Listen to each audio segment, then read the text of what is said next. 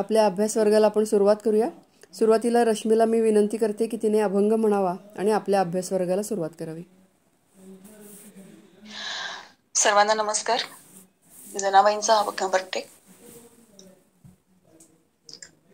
ये रे माझ्या रामा, ये रे माझ्या रामा, मनमोहन मेघश्यामा, मनमोहन मेघश्यामा, ये रे माझ्या रामा.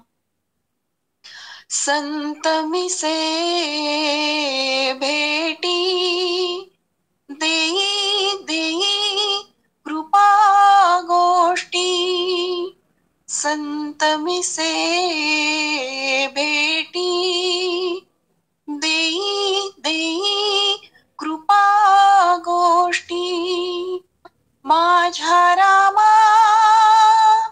मेघश्यामा,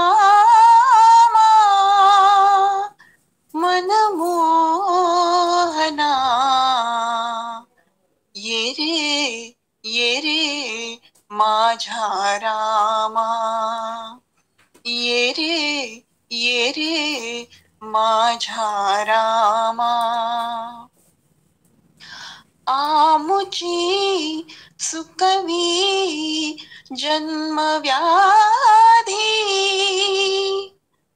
आम्हा देई हो समाधी, आमुची चुकवी जन्मव्याधी,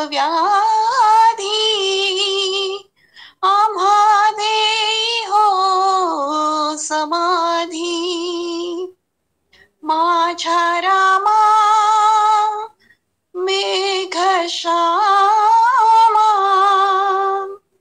मनमोहना, ये रे माझ्या रामा, ये रे माझ्या रामा.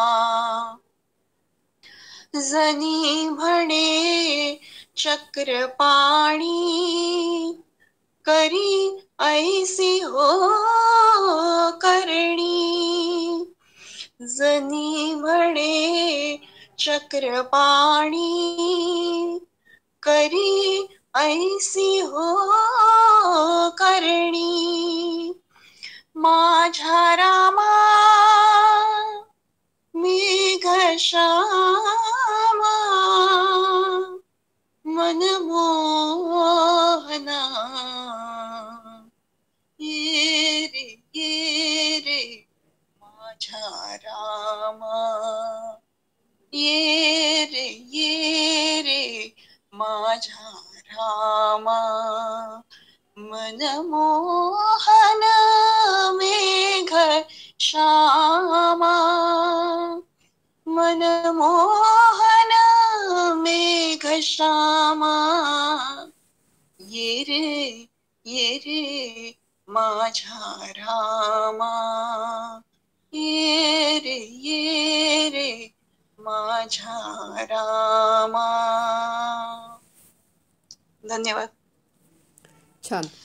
मी आता सुचिताला विनंती करते की तिने निरूपणाला सुरुवात करावी. नमस्कार.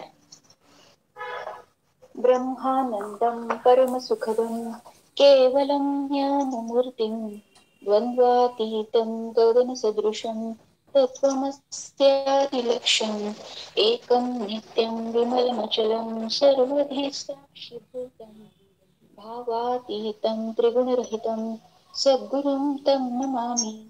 गुरुर्ब्रह्मा गुरुर्विष्णु गुरुर्देवो महेश्वरः, गुरुः साक्षात् परब्रह्म तस्मै श्री गुरवे नमः. अलंकापुरी पुण्यभूमी पवित्र, तिथे नांदतो ज्ञान राजा सुपात्र, तया आठविता महापुण्य राशी. नमस्कार माझा सद्गुरु श्री ज्ञानेश्वरासी. सगळ्यांना आदरपूर्वक नमस्कार. आवाज ऐकू येतोय? हो, आता येतोय. Okay okay.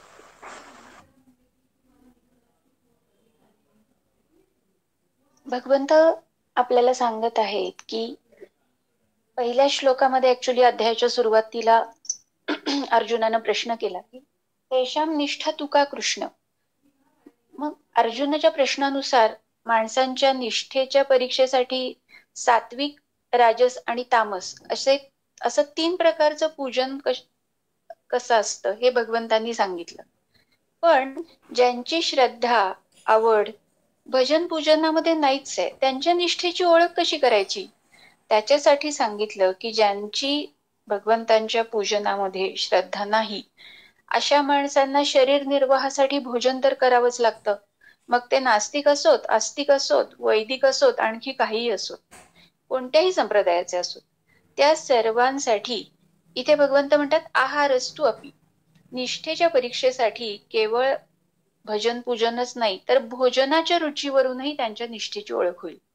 मनुष्याचं मन स्वाभाविकतः ज्या भोजनासाठी आकृष्ट होतं, ज्या भोजनाची गोष्ट पाहून ऐकून त्याला चाखावं असं त्याचं मन करतं, त्यानुसार त्याची सात्विकी, राजसी आणि तामसी निष्ठा मानली जाते. म्हणजे या ठिकाणी आपण असंही म्हणू शकतो की सात्विक, राजस आणि तामस आहार कसा असतो हे सांगण्यासाठीच हे 4 श्लोक आलेले आहेत. म्हणजे असं जर बघितलं तर भगवंतांना इथं खरं बघायचं गेलं तर आहाराचं वर्णन करायचं नाहीये, तर आहारी जो आहे, जो आहार करणारा आहे, त्याच्या रुचीचं वर्णन करायचंय. म्हणून त्याच्या श्रद्धेची ओळख कशी होईल हे त्याच्या आहारावरून आपण पाहू शकतो असं भगवंतांना सांगायचंय. की इथं सर्वस्य प्रियः हे पद कशासाठी आलंय की प्रत्येकाची कोणकोणत्या भोजनात रुची असते, ज्यावरून त्याच्या सात्विक, राजसी आणि तामसी निष्ठेची ओळख होईल. म्हणजे यज्ञस तपस तथा दानम हे पद हे सांगण्यासाठी आलं होतं की जितकी काही शास्त्रीय कर्म आहेत त्यातही त्या माणसांची यज्ञ तपादी कोणकोणत्या कर्मात कशी कशी रुची किंवा आवड असते. त्याप्रमाणे जसं म्हणजे पूजन 3 प्रकारचं असतं, जसा आहार तसा आहारही 3 प्रकारचा असतो. म्हणजे जो आहार करण्यानं मनुष्याचं आयुष्य वाढतं, सत्वगुण वाढतो, शरीर, मन, बुद्धी इत्यादी सात्विक होतात, त्यामध्ये बल आणि उत्साह उत्पन्न होतो, तो सात्विक आहार आहे. म्हणजे शरीरामध्ये निरोगता वाढते किंवा सुख शांती प्राप्त होते आणि ज्यांना पाहिल्यानंच प्रिय वाटतं, बरं वाटतं, अशा प्रकारचं स्थिर, जे पचायला जड नाही तर सुपाच्य आहे, ज्याचं सार शरीरामध्ये दीर्घकाळ शक्ती देणार आहे, हृदय, फुफ्फुस इत्यादी सगळ्या महत्वाच्या अवयवांना शक्तिदायक आणि बुद्धीमध्ये सौम्य भाव आणणार आहे. म्हणजे ते अन्न कसं आहे की रस्या स्निग्धा स्थिरा रुध्या असं म्हणलेलं आहे. रस्या म्हणजे फळ, दूध, साखर असं रसयुक्त पदार्थ त्यामध्ये आहेत. स्निग्ध आहे म्हणजे तूप असेल, लोणी असेल किंवा सात्विक पदार्थांपासून निघालेले तेल असतील वेगवेगळ्या प्रकारची. तर असं स्नेहयुक्त भोजनाचे पदार्थ आणि जे कसे आहेत, जे पूर्ण शिजवलेले आहेत, ताजे आहेत, असे भोज्य पदार्थ सात्विक मनुष्याला प्रिय असतात.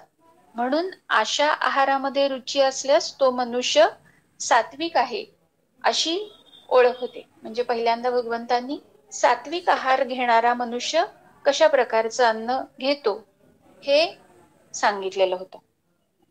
एक 15व्या अध्यायामध्ये सुद्धा श्लोक आलेला होता की आपण जो बहुतेक वेळा जेवणापूर्वी म्हणणं प्रेफर करतो, अहम वैश्वानरो भूत्वा प्राणिनाम देहमाश्रिता प्राणापान समायुक्त पचाम्यन्नम चतुर्विधम. म्हणजे इथं भगवंत काय सांगतात की मी वैश्वानर अग्नी आहे आणि प्रत्येकाच्या जठरामध्ये मी वैश्वानर अग्नी रूपाने राहतो आणि काय करतो, प्राण्यांच्या शरीरांना पुष्ट करून त्यांचे प्राण रक्षण करण्यासाठी भगवंतच वैश्वानर या जठराग्नी रूपानं त्या प्राण्यांच्या शरीरात असतात. म्हणजे फक्त मनुष्याच्या शरीरामध्ये असं नाही, तर ज्या काही वृक्षवेली असतील किंवा पशुपक्षी असतील, या सगळ्या प्राण्यांमध्येही जी पचनशक्ती काम करते, ती पचनशक्ती अन्नाचं पचन करते, तर ती कोणत्या प्राणापान समायुक्त असं म्हणलेलं आहे. म्हणजे आपल्याला माहिती आहे सगळ्यांना की 5 प्रकारचे प्राण आहेत, वायू आहेत. प्राण, अपान, समान, उदान आणि व्यान, हे 5 प्रधान वायू आहेत. आणि 5 उपप्राण आहेत. नाग, कूर्म, कृकल, देवदत्त आणि धनंजय हे उपप्रधान वायू आहेत. मग 2 यामध्ये भगवंतांनी या श्लोकामध्ये, या 15व्या अध्यायामधल्या श्लोकामध्ये प्राण आणि अपान यांचंच वर्णन केलंय. कारण हे दोन्ही वायू काय करतात, जठराग्नीला प्रदीप्त करतात. आणि जठराग्नीनं पचवलेल्या भोजनाच्या सूक्ष्म अंशाला किंवा रसाला शरीराच्या प्रत्येक अंगामध्ये पोचवण्याचं सूक्ष्म कार्य ही प्रामुख्यानं प्राण आणि अपान याच वायूंचं आहे. आणि प्राणी 4 प्रकारचं अन्न सेवन करतो, म्हणजे जे 4 प्रकारचं अन्न म्हणजे जे भोज्य, म्हणजे जे दाताने चावून खाल्लं जातं, जे म्हणजे समजा की पोळी भाकरी वगैरे असं. दुसरं म्हणजे पेय, जे गिळलं जातं, ते दूध असेल, रस, असे काही रसाळ पदार्थ असतील जे पेय. चोष्य म्हणजे जे खाद्यपदार्थ चोखून खाल्ले जातात, म्हणजे जसे ऊस असेल किंवा आंबा अशी फळं असतील. आणि लेह्य म्हणजे जे अन्न जिभेनं चाटलं जातं, किंवा जसं मध असेल. तर अशा 4ही प्रकारांपैकी प्रत्येकाचे भेद आहेत. भगवंत काय म्हणतात, या 4 प्रकारच्या अन्नाला वैश्वानर रूपी अग्नी बनून मीच पचवतो, आणि अन्नाचा कोणताही असा अंश नाही की जो माझ्या शक्तीशिवाय पचू शकत नाही. म्हणजे भगवंत इथं आपल्याला सांगतायत की जठराग्नी सुद्धा मीच आहे. आता इथे सात्विक श्रद्धेसाठीचा सात्विक आहार भगवंतांनी सांगितला की जर आपल्याला दैवी संपत्ती धारण करायची असेल तर श्रद्धा पाहिजेच. आणि ती श्रद्धा कशी असायला पाहिजे, ती सात्विक असायला पाहिजे. आणि ती श्रद्धा धारण करायला प्रारंभ कुठून करायचा, तर तो प्रारंभ आपल्या भोजनाचा आहे, आपल्या आहाराचा आहे. म्हणजे अत्यंत शुद्ध सात्विक आहार माणसानं घेतला पाहिजे. जितका घेता येईल तितका प्रयत्न तरी करायला पाहिजे. कारण दैवी संपत्ती पुढं आपल्याला ज्याच्यामुळे प्राप्त होणार आहे, ज्याच्यामुळे आपलं काही तप यज्ञ आपण जे दान करू ते सगळं सिद्ध होणार आहे. मग ज्याचा पाया मुख्यतः कशावर आहे, अवलंबून आहारावरच आहे. म्हणजे तुम्ही जसं अन्न सेवन कराल त्याप्रमाणे तुमचा स्वभाव बनत जातो. म्हणजे ज्यामुळं सत्व, आयुष्य, बल, आरोग्य, सुख हे सगळं काही वाढत जाईल, अशा स्वरूपाचं आपण अन्न सेवन करायला पाहिजे. आपण नेहमी एक हे ऐकतो, कोणालाही वाढदिवसाचं अभिष्ट चिंतन करताना जीवेत शरद शतम असं म्हणलं जातं.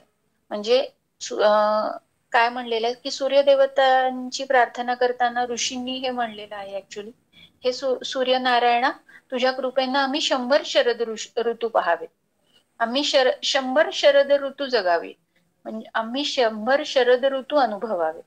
म्हणजे पश्येम शरद शतम, म्हणजे आम्ही 100 शरद ऋतूंपेक्षा अधिक काळ जगावं.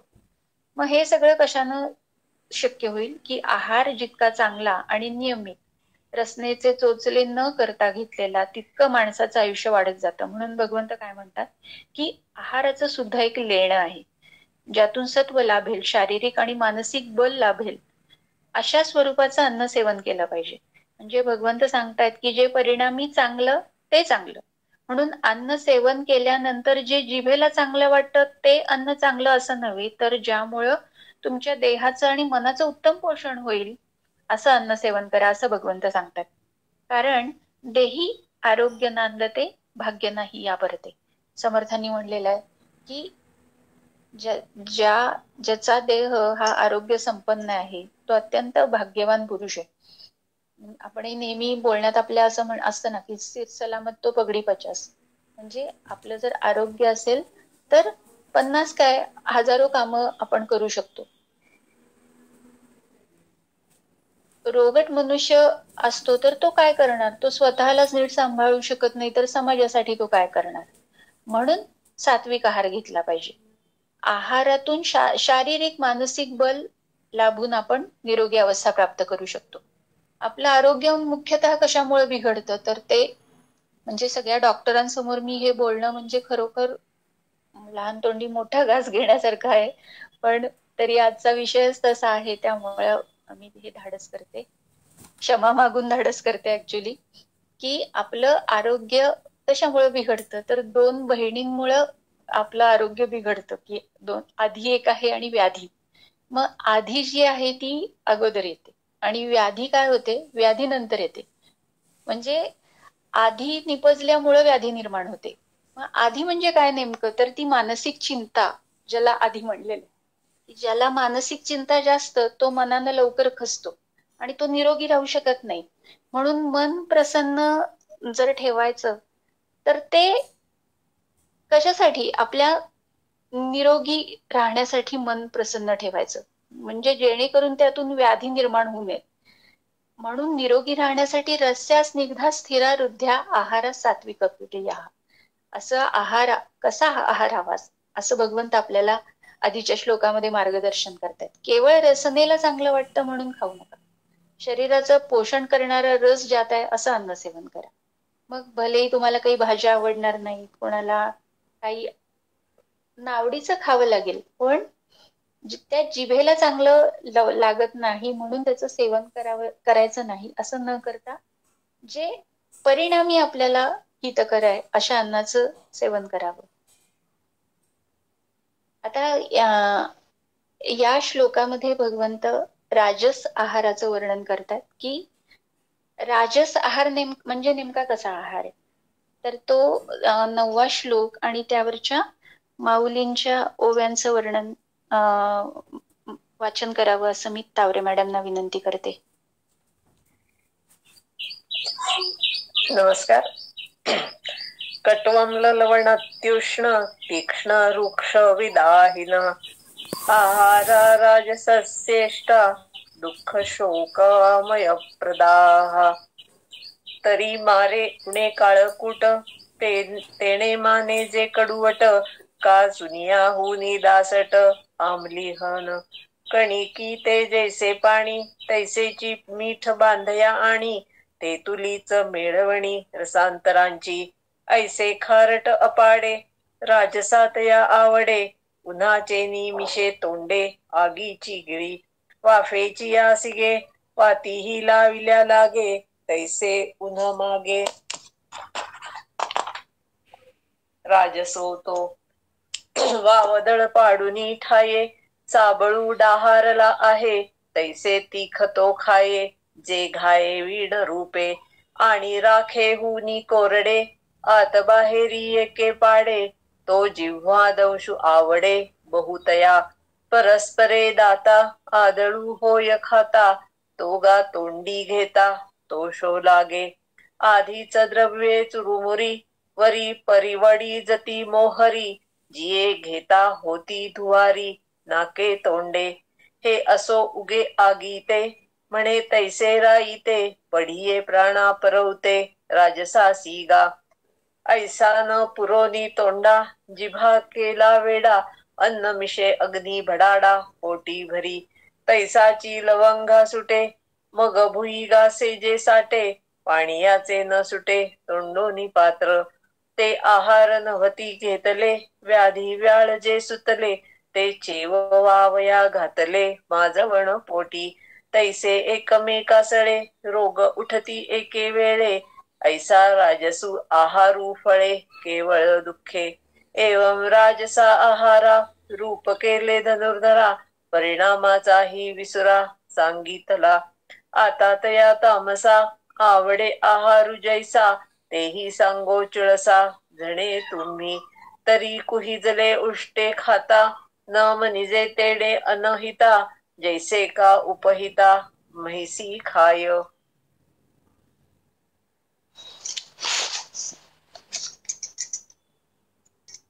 या श्लोकामध्ये भगवंतांनी सांगितलं की राजस आहाराचं वर्णन केलेलं आहे. कट्वम्ल लवणात्युष्ण तीक्ष्ण रुक्ष विदाहिनः दुःख शोकामय प्रदाह आहारा राजस श्रेष्ठ. म्हणजे काय म्हणलेलं आहे की कट्वम्ल कटू, आम्ल, आणि म्हणजे अतिशय कडू किंवा अतिशय आंबट, लवणात्युष्ण, अतिशय खारट, अतिशय उष्ण, अति गरम, रुक्ष, तिखट आणि अति जळजळीत असा आहार, अशा आहार अर्थात भोजनाचे पदार्थ राजस मनुष्याला प्रिय असतात. आता राजसस्येष्ट दुःख शोकामय प्रदाह, आणि शेवटच्या पदामध्ये भगवंतांनी काय सांगितलेलं आहे की असा आहार काय करतो तर दुःख, शोक आणि रोग उत्पन्न करणारा ठरतो. म्हणजे जिभेचे चोचले पुरवणारे जे सगळे पदार्थ येतात ते राजस आहारात मोडतात. म्हणजे तो आहार कसा आहे तर तो कटू आहे, आम्ल आहे, तिखट आहे, आंबट, तुरट आणि गोड आहे की चटकमटक आहे. कधीतरी वाटतं की आज आपण मस्त बाहेर जाऊया, स्वयंपाक वगैरे काही घरी करायला नको, मस्त पावभाजी करून येऊया, पाऊस पडतोय. मग हा राजस आहार आहे. तो कसा राजस आहे तर भगवंत म्हणतात की दुःख शोकमय प्रदाह. दुःख म्हणजे काही वेळा असं असेल की आपण जो पावभाजी खाणार आहे तो पाव शिळा असेल किंवा आणखीन काही भाज्या त्यात वापरलेल्या असतील, त्या कदाचित पावसामुळे खराब झालेल्या असतील, किंवा आणखीन काही पदार्थ असतील, चिक्कीसारखे गोड पदार्थ असतील, ते पदार्थ आपल्या दातांची परीक्षा बघतील, म्हणजे दातांची हानी करतील. काही पदार्थ इतके चिकट असतील की आपल्याला ते अस्वस्थपणा देतील. हे दुःख आहे. मग पदार्थ खाताना तर चांगला लागतो, पण खाताना दुःखही होतं. म्हणजे शोक करण्यासाठी, खरं काय करतो की शौक करण्यासाठी खातो, पण असं अन्न खाल्ल्यानंतर आपल्या देहाला सोसावं लागणार आहे, त्रास होणार आहे, पण तरी सुद्धा जिभेला चांगलं लागतं म्हणून आपण खात आहोत. याला शौक म्हणायचं. तिखट पदार्थ जरी क्वचित प्रसंगी जिभेला चांगला लागला तरी अति तिखट जे खातात त्यांचा पोटाचा हाल झाल्याशिवाय राहत नाही. म्हणजे मिरच्या खाण्याचा परिणाम अल्सर होण्यामध्ये होऊ शकतो. की असं असतं की माणसाच्या आयुष्यात हळूहळू असे म्हणजे ज्या गोष्टी असतात त्या अशा, म्हणजे आज मी काहीतरी खाल्लं आणि मला लगेचच परिणाम दिसला असं कदाचित होणारही नाही, पण कालांतरानं मला त्याचा नक्की परिणाम भोगावा लागेल. की जसं आता काही अंमली पदार्थ म्हणजे तंबाखू सारख्या गोष्टी आहेत जे सेवन करतात, त्याचं पहिल्यांदा तो एक पान घेतो, मग पुढं काय होतं जास्त प्रमाणात खायला लागतो, मग पुढे त्याचं तेवढ्यावरही समाधान होत नाही, मग तो त्याच्यामध्ये आणखीन काही अंमली पदार्थ ऍड करायला लागतो. मग हे सगळे तामसी प्रकार होतात. म्हणजे त्याची तीव्रता वाढल्याशिवाय त्या पदार्थाची गोडी वाटत नाही. म्हणजे खाताना आनंद वाटतो, आपल्या मनालाही कळतही असतं की हे खाणं काही आपल्यासाठी चांगलं नाहीये, तरी मनुष्य ते खात असतो. कारण काय असतं की असा मोह निर्माण होतो ते खाताना की आपल्याला वाटतं आणखीन खातच जावं.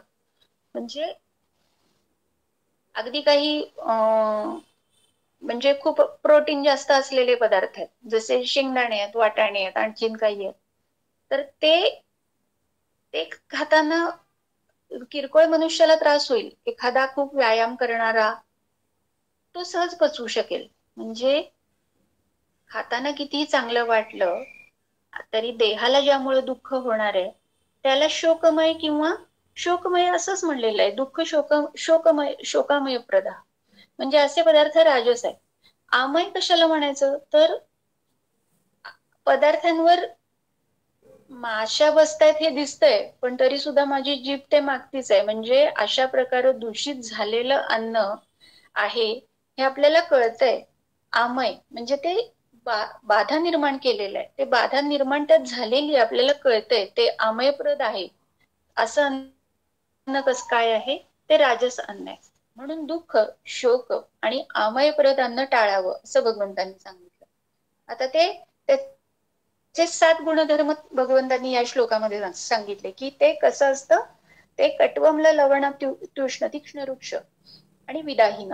म्हणजे अतिशय कडू असतं, आंबट असतं, खारट असतं, म्हणजे जसं आता युजली हे सगळ्यांना माहितीये की खारट म्हणजे मिठाचं अति प्रमाणात सेवन करू नये, की ज्यामुळं हृदयरोग निर्माण होतो, किंवा ते असं उष्ण असतं. म्हणजे या अतिशय उष्ण, अतिशय गरम, म्हणजे यानं काय होतं की जिभेच्या अति गरम खाणाऱ्यांना, काही काही लोकांना अति गरम चहा किंवा कॉफी सेवन करायची सवय असते.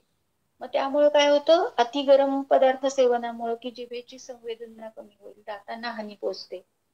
किंवा अतिशय तीक्ष्ण म्हणजे लाल किंवा हिरव्या मिरचीचं अतिपदार्थ प्रमाणामध्ये सेवन, त्यामुळे काय होऊ शकतं, पोट बिघडू शकतं. किंवा अतिरुक्ष पदार्थ, की वाळलेलं सुकलेलं, ज्यामध्ये काहीही स्निग्धता नाहीये असं पदार्थ, असे पदार्थ. किंवा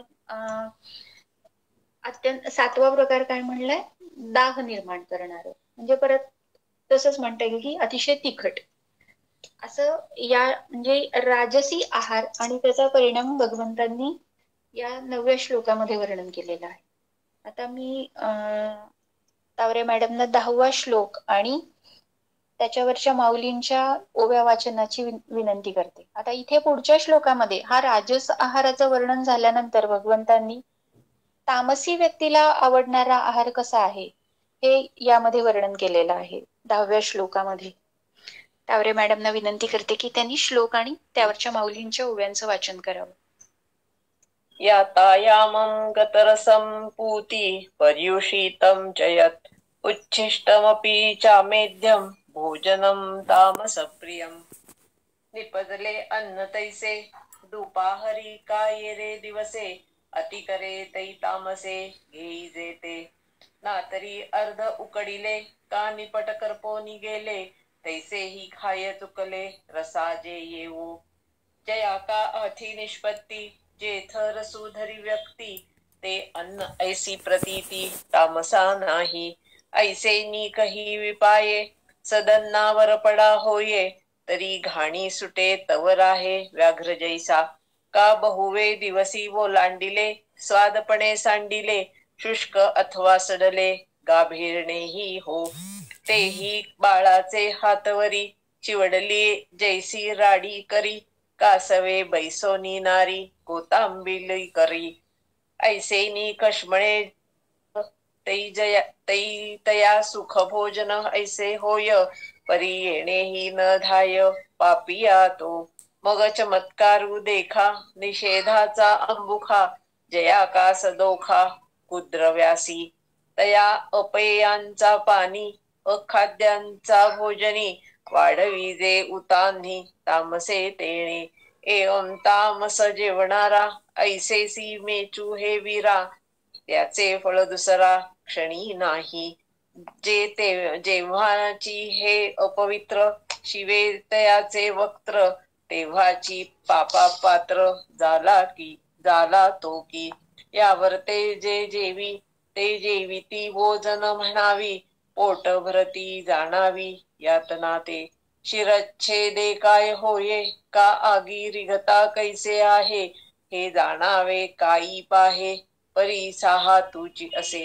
म्हणोनी तामसा अन्ना परिणामू गासिनाना न सांगोची गा अर्जुना देवो म्हणे. आता व्ययावरी आहाराची परी यज्ञ अवधारी त्रिधा असे. परी ती माझी प्रथम सात्विक यज्ञाचे वर्म ऐक पा सुमहिम शिरोमणी.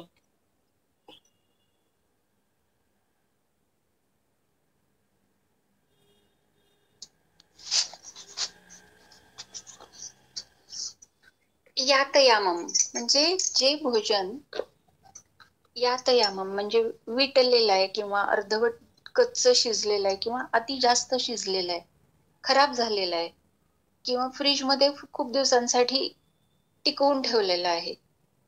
म्हणजे जी फळं असतील किंवा शिजवलेलं अन्न असेल. गतरसम उन्हानं ज्यांचा स्वाभाविक रस सुकून गेलेला आहे किंवा मशीनच्या साहाय्यानं ज्यातलं सगळं सत्व काढून घेतलेलं आहे असं अशी फळं किंवा दूध. पुतीचा अर्थ काय आहे, दुर्गंधीयुक्त. काही पदार्थ सडवून निर्माण केलेले असतात, म्हणजे जसं की दारू किंवा स्वाभाविक पूर्णतः दुर्गंधी असलेले पदार्थ म्हणजे जसे कांदा लसूण. पर्युषितम, पर्युषितम म्हणजे कसं शिळ अन्न. आणि उच्छिष्टम, पर्युषितम म्हणजे कसं, आणखीन काय म्हणलंय त्याला, की पाणी आणि मीठ मिसळून केलेली भाजी भाकरी इत्यादी पदार्थ काय आहेत की ते एक रात्र उलटल्यावर शिळे म्हटले जातात. पण केवळ शुद्ध दूध, तूप, साखर या पदार्थांना अग्नीवर तयार केलेला पेढा किंवा लाडू, जिलबी या पदार्थांमध्ये काहीतरी स्वाभाविक विकृतीपर्यंत त्यांना शिळं मानलं जात नाही. म्हणजे अगदी खूप जास्त काळ राहिला तरच त्यांना शिळं मानलं जातं. आता पुढे म्हणले उच्छिष्टम म्हणजे जेवणानंतर आपल्या पानामध्ये उरलेले पदार्थ किंवा उष्टहात लागलेले चुकून पदार्थ असतील ते उच्छिष्टम. किंवा गाय, मांजर, कुत्रा या प्राण्यांनी ज्या पदार्थाचा वास घेतलाय किंवा खाल्लंय असं अन्न हे सगळं उष्ट मानलं जातं. अमेध्यम, अमेध्यम म्हणजे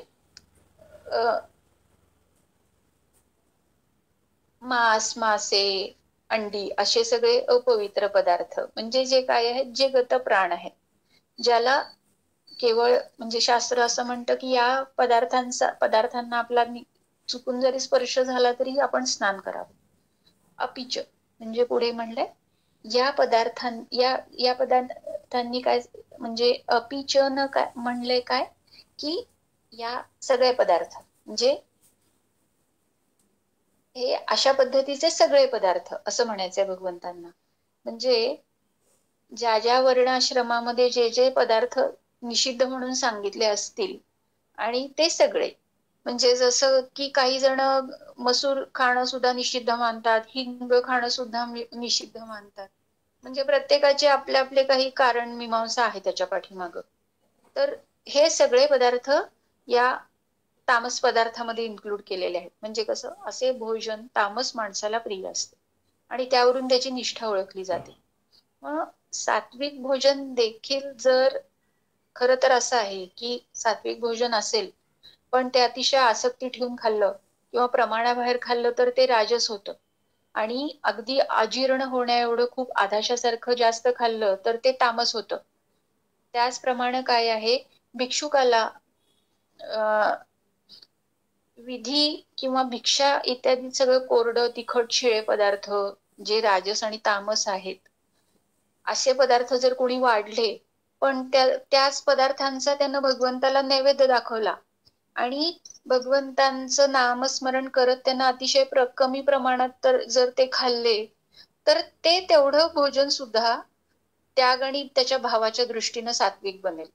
म्हणजे फक्त भोजनातले पदार्थ सात्विक आहेत जसं आपण आधीच्या श्लोकामध्ये वर्णन बघितलं होतं 8व्या श्लोकामध्ये की ते स्निग्ध आहेत, हृद्य आहेत, असं आणखीन काही त्याच्यामध्ये सगळे भगवंतांना अपेक्षित असलेले गुण आहेत.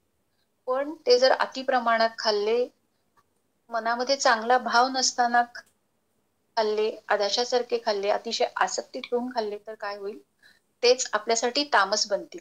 पण जर एखाद्याला काहीतरी शिळं वाढलं गेलंय, अतिशय कोरडं आहे, तीक्ष्ण आहे, रुक्ष आहे, पण त्यानं ते भगवंतांना अर्पण करून नैवेद्य दाखवून त्यांच्या नामांचा उच्चार करत जर खाल्लं तर ते काय होईल, ते सात्विक बनेल.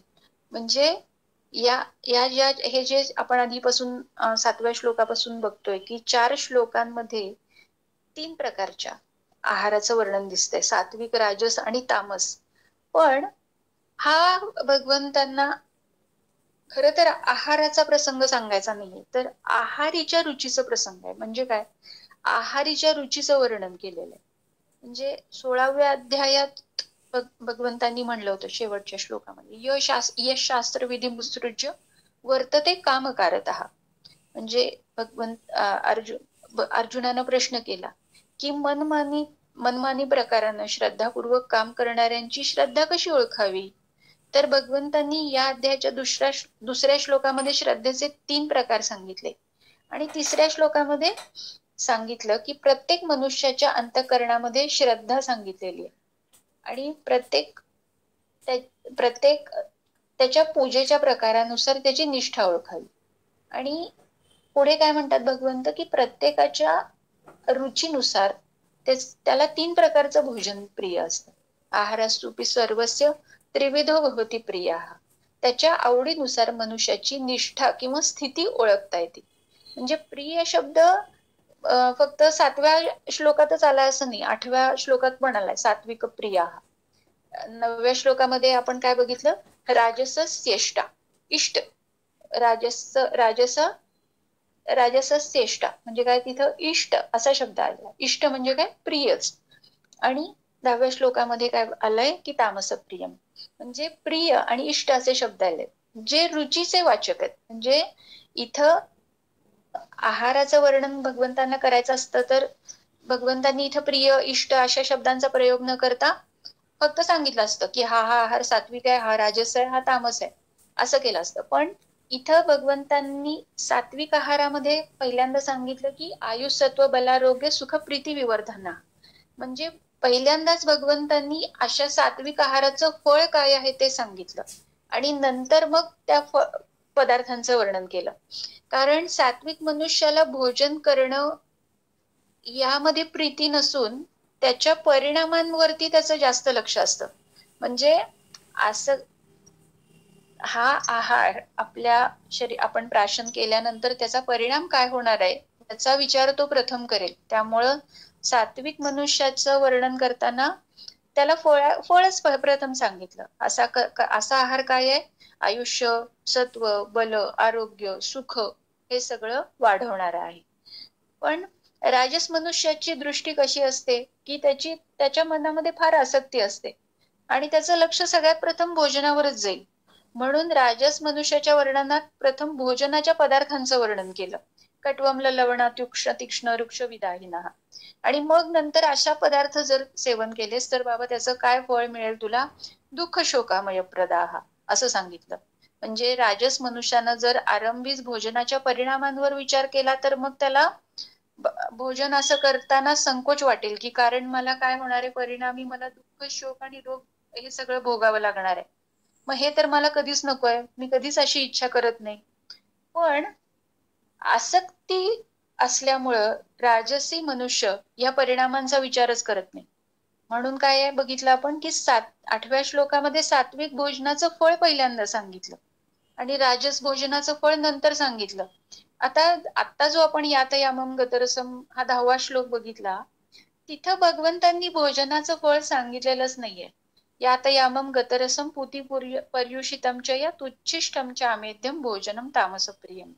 तामसी वृत्तीच्या माणसाला कोणत्या प्रकारचं भोजन प्रिय आहे याचंच वर्णन फक्त इथं केलेलं आहे. कारण काय याच्या मागचं कारण दिसून येईल की मूढतेमुळं किंवा अज्ञानामुळं तामस मनुष्य हा परिणामाचा विचारच करत नाही. भोजन न्याययुक्त शास्त्र आज्ञेनुसार आहे किंवा नाही, त्यात आपला अधिकार आहे किंवा नाही, किंवा परिणामी आपल्या मनाच्या बुद्धीच्या बलाच्या वाढीला याचा उपयोग आहे किंवा नाही, या गोष्टींचा मुळीच विचार न करता तामस मनुष्य एखाद्या पशुप्रमाणे खाण्यावर तुटून पडतो. म्हणजे जसं आपण म्हणतो की सात्विक भोजन करणारा दैवी संपत्तीला प्राप्त होतो, पण तसंच तामस भोजन करणारा मनुष्य काय होतो, आसुरी संपत्तीला प्राप्त होतो. जर भगवंतांना इथं आहाराचंच फक्त वर्णन करायचं असतं तर त्यांनी काय सांगितलं असतं, त्यांनी आहाराचा विधी सांगितला असता, तो करायसाठी लागणारी कर्माची शुद्धी अशुद्धी याबद्दल सांगितलं असतं. म्हणजे जसं की शास्त्रामध्ये असं वर्णन येतं की शुद्ध कमाईच्या पैशांनी धान्य घेतलं असेल, शुद्ध कमाईच्या पैशांनीच धान्य पदार्थ विकत आणावेत. म्हणजे पूर्वीच्या काळचं वर्णन आहे की स्वयंपाकघर शुद्ध असावं, सारवलेलं असावं, धूत वस्त्र परिधान करावं, म्हणजे जसं सोवळ्यांनी पूर्वी स्वयंपाक केला जायचा. किंवा अन्न तयार झाल्यावर भगवंतांना त्या अन्नाचा प्रथम नैवेद्य दाखवावा आणि त्यांच्या नामाचा जप करत हे अन्न आपण सेवन करतोय ते प्रसाद बुद्धीनं भोजन ग्रहण करावं, तरच ते सात्विक भोजन.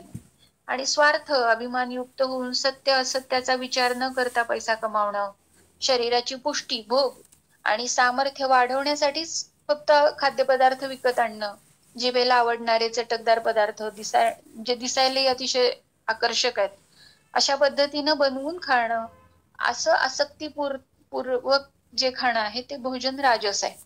आणि असत्य, कपट, चोरी, दरोडे किंवा विश्वासघातानं पैसा कमवणं, शुद्ध अशुद्धीचा मुळीच विचार न करता तामसी पदार्थ म्हणजे मांसाहारी पदार्थ घेणं, विधिविधानाकडे मुळीच दृष्टी न ठेवता स्वयंपाक तयार करणं, हात पाय वगैरे स्वच्छ न धुता किंवा चप्पल, बूट असं पायामध्ये घालूनच अन्न सेवन करणं, उभा राहून अन्न भोजन सेवन करणं, हे सगळं तामसी आहे.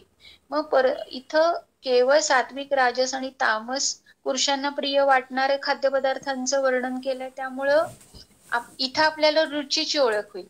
पण गीतेमध्ये भगवद्गीतेमध्ये जिथं कुठे आहाराचा विषय आलाय ना, तिथं भगवंत आहारीच वर्णन करतात. म्हणजे तो आहार सेवन करणाऱ्याच वर्णन केलेलं आहे. म्हणजे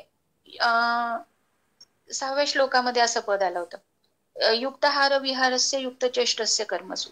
म्हणजे या अधिक खाणाऱ्याचं किंवा नियत पद्धतीनं खाणाऱ्याचं, किंवा इथे 9व्या श्लोकामध्ये यदश्नास्य यज्जुहोशी ददासी असं वर्णन आलं होतं की भोजनाचे पदार्थ भगवंतांना अर्पण करण्याची विधी सांगितलेला होता 9व्या अध्यायामध्ये.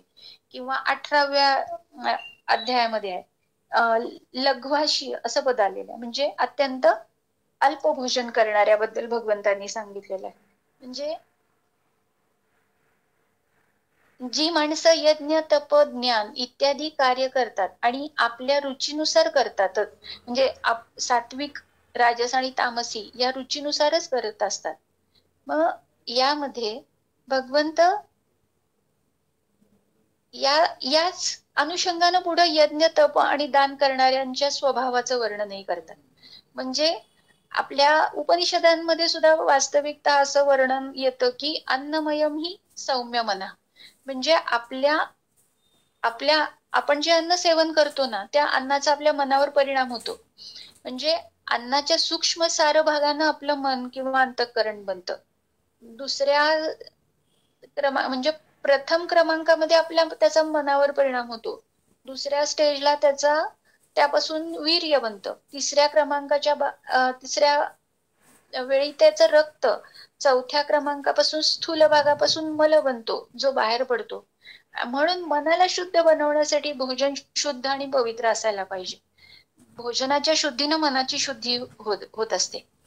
आहार शुद्ध सत्व शुद्धी, म्हणजे जिथं भोजन केलं जातं तिथलं स्थान, वातावरण, दृश्य आणि ज्याच्यावर बसून भोजन केलं जातं ते आसन सुद्धा अत्यंत शुद्ध आणि पवित्र असायला पाहिजे. कारण भोजन करतो आपण त्यावेळी अन्न ग्रहण करतो तेव्हा ते शरीराच्या रोमछिद्रांमधून त्या अन्नासोबत आसपासचे परमाणू सुद्धा आपण ग्रहण करत असतो. म्हणजे तिथलं स्थान, वातावरण या सगळ्याच आपले प्राण, या सगळ्या परमाणूंना पण आपले प्राण आकृष्ट करत असतात. म्हणजे असं म्हणतात ना की स्वयंपाक करणाऱ्याचे भाव आणि विचार सुद्धा सात्विक असावेत. म्हणून स्वयंपाक करणाऱ्यानं, विशेषतः जी घरातली स्त्री असेल तिनं स्वयंपाक बनवताना एखादं स्तोत्र, कारण आपण ज्यावेळी काही काम करत असतो आणि त्यावेळी असंख्य विचार आपल्या मनामध्ये असतात की आपण आता कुठे जाणार असू बाहेर, तिथले असेल, कोणाशी वाद झाला असेल, नवऱ्याशी, मुलांशी काही आपले वादविवाद झाले असतील, तर ते सगळं डोक्यामध्ये भिनत असतं. मग असे भाव मनामध्ये घेऊन आपण स्वयंपाक बनवलं तर तो आपला भाव त्या स्वयंपाकामध्ये उतरतो. म्हणून असं म्हणतात ना की तुम्ही एखादं स्तोत्राचं एखादं पठण करू शकत नसाल तर ते ऍटलिस्ट आपण आता आपल्या मोबाईलवर लावू शकतो. तर अशा पद्धतीनं आपण अन्न बनवावं असं आपल्याला सांगितलं जातं. कारण भोजनाचे 9व्या अध्यायामध्ये हा एक छान श्लोक आला होता की पत्रम पुष्पम फलम तोयम योमे भक्त्या प्रयच्छति तदहम भक्तिपरुतम अश्नामी प्रयतात्मनः. म्हणजे हा श्लोक एका पुस्तकामध्ये माझ्या छान वाचनात आलं की हा श्लोक जो आहे ना, हा श्लोक म्हणून आपण भगवंतांना अर्पण करावं. कारण भगवंत काय म्हणतात, अरे बाबा तू जे काही प्रेमानं, ते भले फळ असेल, पान असेल, पाणी असेल, पत्रम पुष्पम फलम तोयम, तू जे जे काही म्हणून मला भक्तीनं देशील ना, ते मी प्रेमानं खातो असं म्हणतात भगवंत. म्हणजे एखादं तू झाडाचं मला वाळकं पान दिलंस ना, अशनामी म्हणलंय भगवंतांनी या श्लोकामध्ये, की ते मी प्रेमानं ग्रहण करतो, मी खातो ते. मग त्यानंतर जो चौथ्या अध्यायामधला श्लोक आहे ना, तो सुद्धा बरेच जण जेवताना म्हणत असतात. आपण सुद्धा म्हणत असाल किंवा ऐकलं असेल, ब्रह्मार्पणम ब्रह्म हवी ब्रह्माग्नौ ब्रह्मणाहुतम ब्रह्मैव तेन गंतव्यम ब्रह्म ब्रह्म कर्म समाधीना. हा श्लोक म्हणून सुद्धा अन्न सेवन करायचं, किंवा आपल्याला लहानपणापासून आपण म्हणत असलेला श्लोक आहे, वदनी कवळ घेता नाम घ्या श्रीहरीचे सहज हवन होते, नाम घेता फुकाचे. आपण हा श्लोकही आपल्या मुलांना लहानपणापासून सांगत असतो, किंवा आपल्यालाही आपल्या आई वडिलांनी लहानपणापासून सांगितलं असतं की जे पानावर बसल्यावर आधी हा श्लोक म्हणायचा. तर हे जे काही आहे या सगळ्यामध्ये हा आता मला ऍक्च्युली याच्यामध्ये एक छानशी कथा माझ्या एक वाचनात आली होती, की म्हणजे कथा इन द सेन्स अशी बरेच वेळा आपण ऐकलेलीच असते, की एका सुभाषितकाराने एक सुभाषित लिहिलेलं आहे, की बगळे सगळे एका ठिकाणी एका नदीच्या किनाऱ्यावर बगळे सगळे सुखानं ध्यान करत मासे खात असतात, आणि त्यांचं बकत ध्यान सुरू होतं. म्हणजे आपण म्हणतो ना की बगळा एका पायावर उभा राहून ते बकत ध्यान, ते आपल्या ऐकण्यात फार वेळा असतं, की तो काय करतो, आपण ध्यानमग्न असल्यासारखा तो उभा असतो, आणि मासा दिसला की पटकन उचलून तोंडात टाकायचा, असं बगळ्यांचं हे बकत ध्यान सुरू असतं. आणि त्यांना तेवढ्यात आकाशाकडे नजर जाती, आणि त्यांच्यासारखा दिसणारा कुणीतरी त्यांना जवळ येताना दिसतो. मग तो जवळ ज्यावेळी येतो त्यावेळी त्यांच्या लक्षात येतं की हा काहीतरी आपल्यापेक्षा वेगळा आहे. तो आणखी जवळ आला त्यावेळी त्यांच्या लक्षात आलं की अरे याची चोच तर अत्यंत सुंदर लाल चुटूक आहे, त्याचा गळा सुद्धा अत्यंत वेगळा आहे, ह्याचे पाय सुद्धा लाल आहेत, हा एखादा लाल मणी ठेवावा तसा दिसतोय, अरे डोळे पाय रक्तवर्णी असलेले, तुझी चोच इतकी सुंदर आहे, मान अधिक डौलदार आहे, असं तू कोण आहेस, असे सगळे बगळे त्याला विचारतात. तर तो बगळा म्हणतो मी राजहंस आहे. मग पुढचा प्रश्न विचारतात ते की तू कुठून आलास, तो म्हणतो की मी मानस सरोवरातून आलो. म्हणजे तो या बगळ्यांना खरं तर मानस सरोवर वगैरे हे काही माहित नसतं. बगळे म्हणतात तिथं काय आहे रे, तर तो म्हणतो तिथं सोन्याची कमळं पसरलेली आहेत, काय सांगू तुम्हाला, असं अमृताशीही पैज करेल असं त्या मानस सरोवराचं पाणी आहे, तिथं अनंत सुंदर रत्न आहेत ज्याची गणना सुद्धा करता येणार नाही. सगळे बगळे अगदी कान देऊन ऐकायला लागतात आणि विचारतायत आणखी काय काय मिळतं रे तिथं, तर तो म्हणतो तिथं रत्नच रत्न आहेत, तिथं वैदुर्य मणी आहेत, प्रवाळ आहेत, आज अहो जे कधी पाहायला मिळणार नाहीत असे अनेक अलंकार त्या मानस सरोवरामध्ये पसरलेले पाहायला मिळतात. बगळे सगळं लक्ष देऊन ऐकतायत, एकेकाचा चेहरा उतरायला लागला. मग त्यावेळी राजहंसाला कळे ना की आपलं काही चुकतंय का सांगायला, बोलायला आपण काही चुकलोय का. त्यावेळी त्या सगळ्या बगळ्यांनी शेवटी त्याला एक प्रश्न विचारला, शंभू का अपि संती, म्हणजे काय तिथं कृमी कीटक बाणगुळ असं आहे का खायला. राजहंस म्हणतो नाही बाबा, नाही बाबा असलं काही तिथं नाहीये.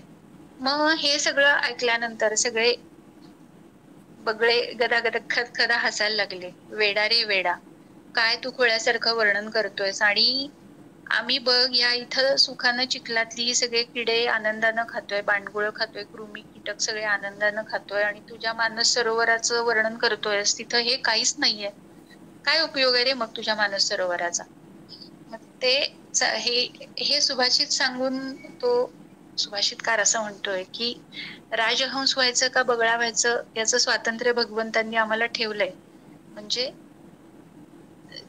ते वैदुर्यमणी आणि अमृतासारखं पाणी हे सगळं आपल्याला सोसवेल का हे आपलं आपण ठरवायचं. म्हणजे आपण सात्विक बनायचं, राजसी बनायचं की तामसी वृत्ती आपली वृद्धिंगत होईल असा आपला आहार असावा, याचं स्वातंत्र्य भगवंतांनी आपल्याला दिलेलं आहे. आता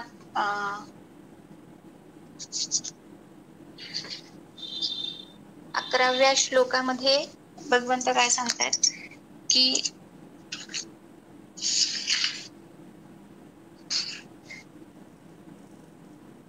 म्हणजे सगळ्यात सुरुवातीला जे सांगितलं ना त्यांनी की प्रथम भजन पूजन आणि याच्यामध्ये जी श्रद्धा आहे तिच्यामुळे शास्त्रविधीचा आज्ञानांत त्याग करणाऱ्या स्वाभाविक निष्ठेची किंवा रुचीची प्रत्येकाची ओळख होते.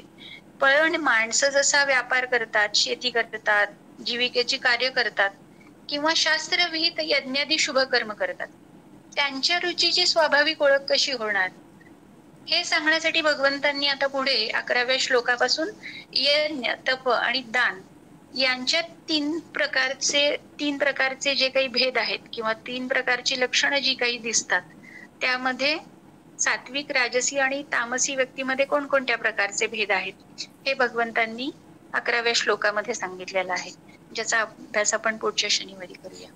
आजची सेवा भगवंतांच्या चरणी अर्पण करते आणि थांबते. श्रीकृष्ण अर्पणमस्तु. छान. मी आता तावरे मॅडमना विनंती करते की त्यांनी आरती म्हणावी.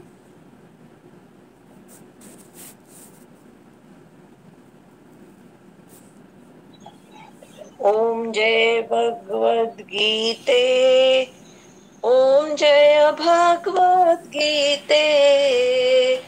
हरिः कमल विहारिणी, हरिः कमल विहारिणी, सुंदर सुपुनीते. ओम जय भगवद गीते. कर्म सुमर्म प्रकाशिनी, कामासक्ति हरा, मैया कामासक्ति हरा. तत्वज्ञान विकाशिनी, तत्वज्ञान विकाशिनी, विद्या ब्रह्म परा. ओम जय भगवद गीते. निश्चल भक्ति विदायिनी, निर्मल मलहारी, मैया निर्मल मलहारी. शरण रहस्य प्रदायिनी, शरण रहस्य प्रदायिनी, सब विधि सुखकारी. ओम जय भगवद गीते. राग द्वेष विदारिणी, कारिणी मोद सदा, मैया कारिणी मोद सदा. भव भयहारिणी तारिणी, भव भयहारिणी तारिणी, परमानंद प्रदा. ओम जय भगवद गीते. आसुर भाव विनाशिनी, नाशिनी तमरजनी, मैया नाशिनी तमरजनी.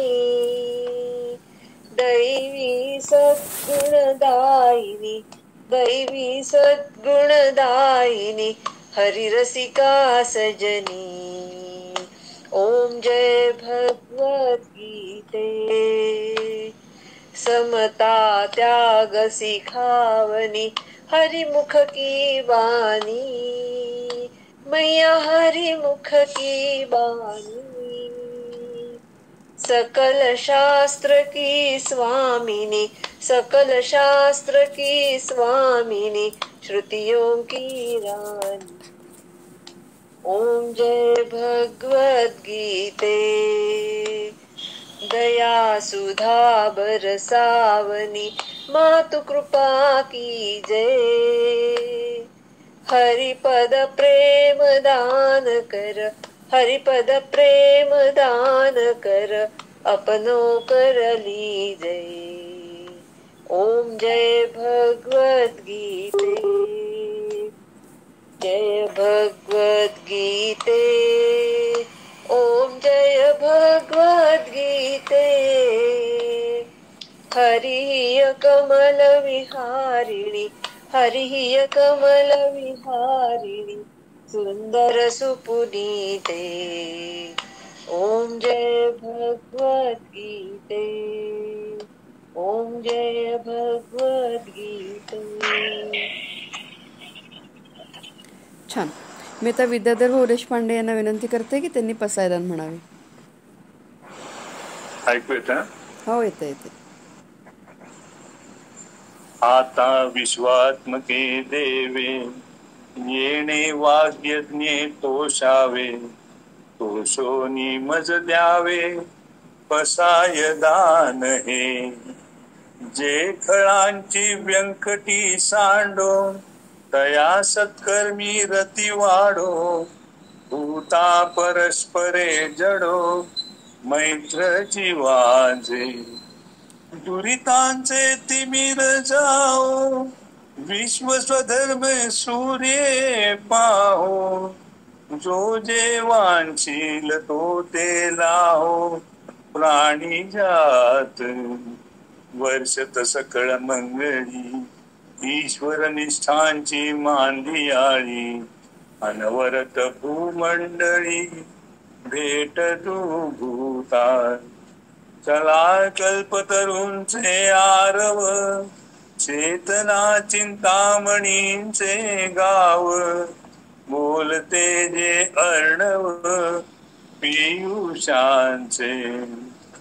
चंद्रमे जे अलांछन मार्तंड जे तापहीन. ते सर्वाही सदा सज्जन सोय रे हो तू. किंबहुना सर्व सुखी पूर्ण होय तिन्ही लोकी. भजिजो आदि पुरुषी अखंडित. आणि ग्रंथोपजीविये विशेषी लोकीये. दृष्टादृष्टे होवावेजी. येत म्हणे श्री विश्वेश्वराऊ. हा होईल दान पसावो. येणे वरे ज्ञान देवो. सुखिया झाला सुखिया झाला सुखिया झाला. धन्यवाद.